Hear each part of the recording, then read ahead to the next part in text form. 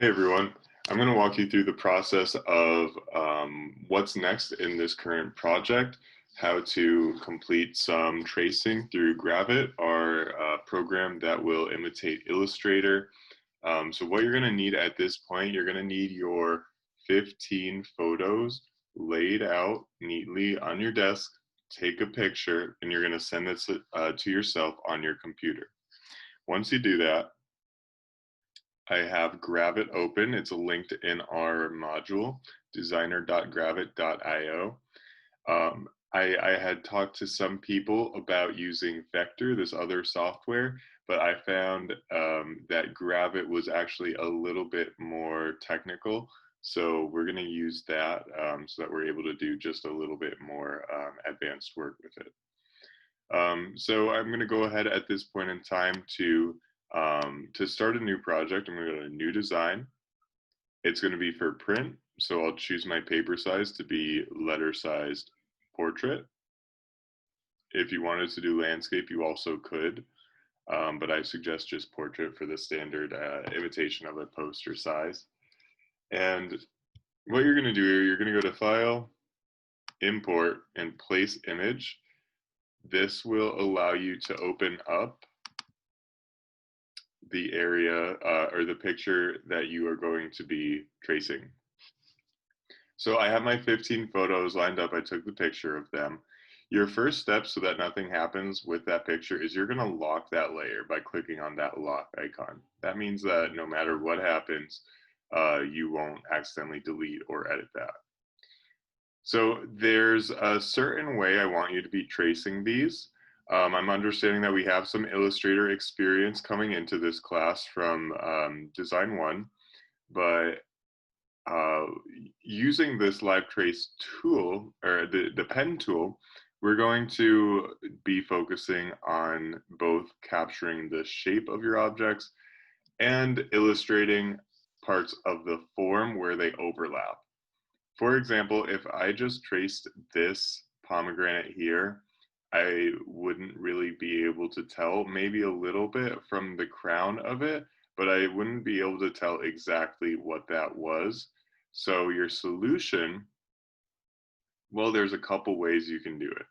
But the way that I'm going to suggest to you is to just trace as normal. So I'm clicking and I'm dragging to line up as close as I can.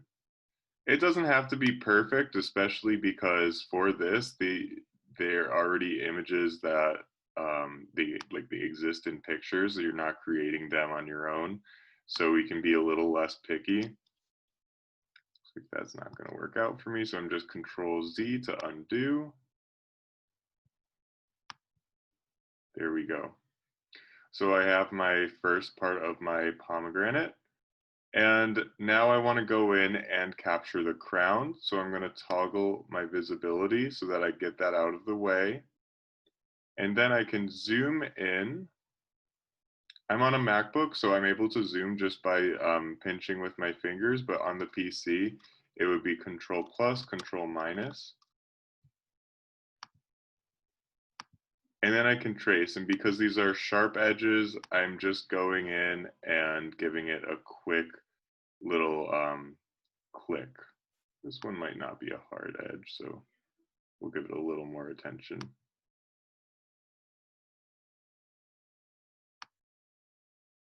So I click and I drag.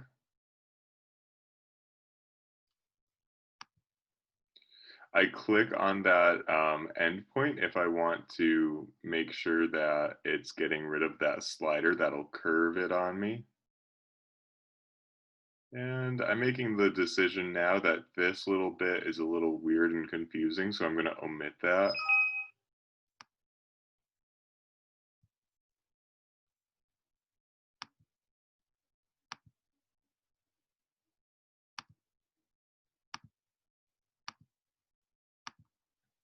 All right, so now I have both my crown and my pomegranate.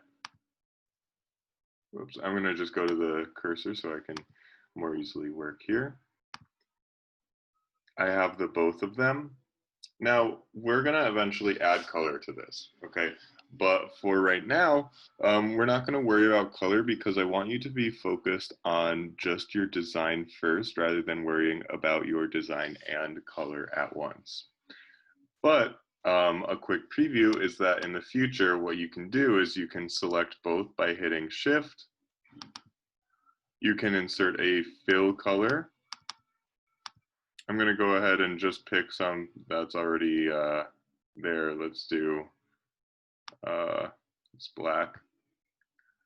And I can insert a border color as well. Right now it's black, but I could select white, for example. Now, if this was on a white background, it would look as if it were cut out in those areas, so that could help me out.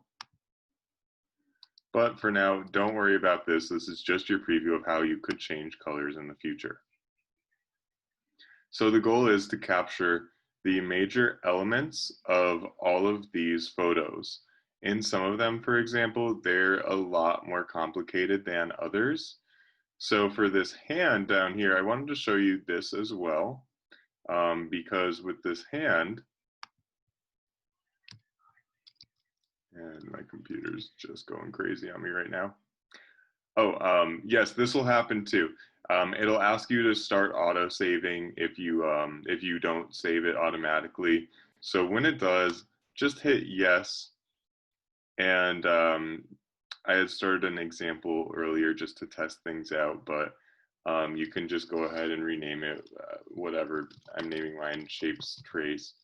For you guys, it's important that you put your initials or your name in your file as well, so I don't get them all confused with each other when they're submit to me. So then I hit save, and then I won't get that pop-up anymore.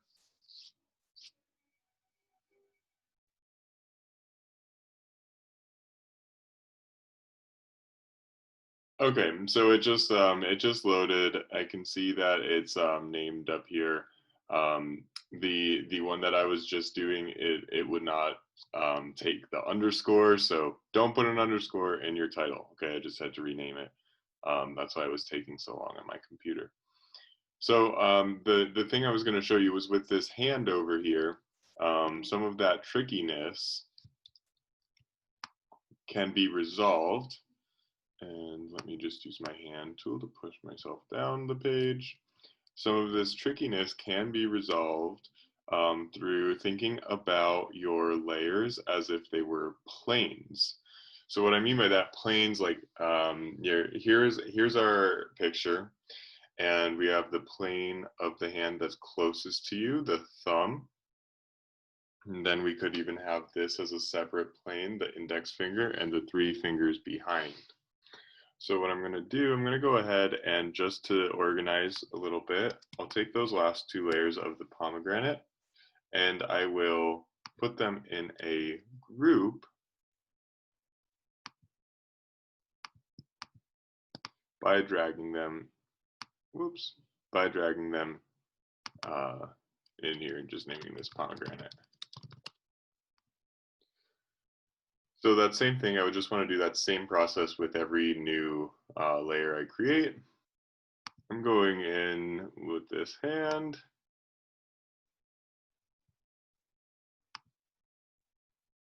I'll trace it as accurately as I can.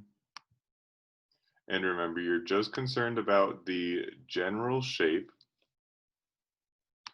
Don't be concerned with every interior line. That'll make your life really challenging.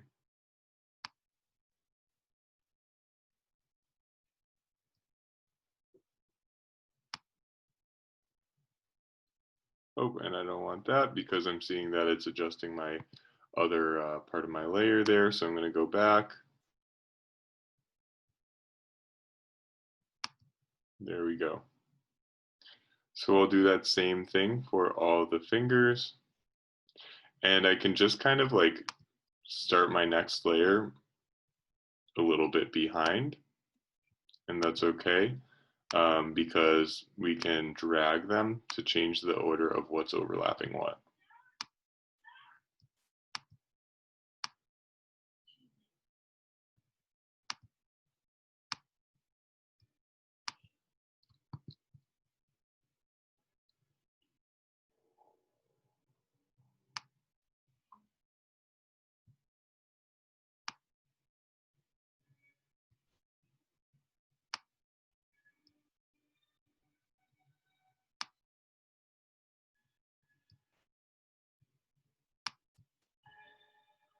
So now I have these two, and I see my first layer, if I wanted it originally on top because, well, it is, then I can just reorganize them that way. Now to get that hind layer, it gets a little tricky, so I just hide them. And then I'm going to do that same thing.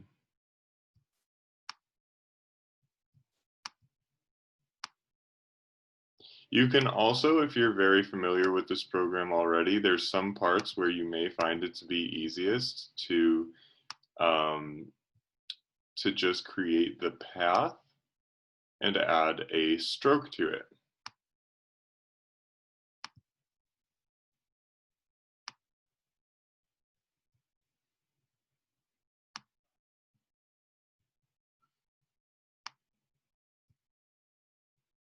And now it doesn't matter because this layer is behind the previous. So I'm just going to do that. I'll bring it back. And here we have our hand. So then we could eventually go in and just like I was saying, you could add those lines as such, but we're not going to worry about that just yet because you're just capturing the form, okay? You can also, eventually we will talk about it too, when we are at the point where we're adding color, like I talked about with the pomegranate, the hand, you could do that as well. So we could be adding like a white stroke to it or a see-through stroke to separate the planes from each other. So the idea is that you're going to do this with each and every picture, and then I want you to develop a composition based off of those like beginning shapes that you get right now. So I'll upload a video or a post about that that has the different stages that you'll be going through with this project. But the idea really, once you have them all traced, you have them in layers of their own. I'm adding this to a hand layer now, is that you're going to be able to play with the size, not the color just yet, but the size, the placement, the orientation, all that good stuff. So I can take my pomegranate. Oops. I'm clicking on the whole layer so that I have the whole thing selected, and I can make it larger. I can rotate it. I can copy and paste it by doing, for me, Command C and then Command V to paste. I could make like a pattern of them around my frame. These elements, they're there for you to be organizing visually into your composition. Now I'm starting to say, okay, I kind of like how it looks like with the hand holding up the pomegranate. Maybe I could do the same thing for my hand. I'll copy and paste. I'll reflect this until it feels about right. Maybe that's a little longer. And then I can drag that over. So now I'm starting to develop a balanced composition. This is your idea. So you're developing some type of meaning or theme, just with simple shapes, not worrying about color yet, not getting complicated, just simple shapes. Okay.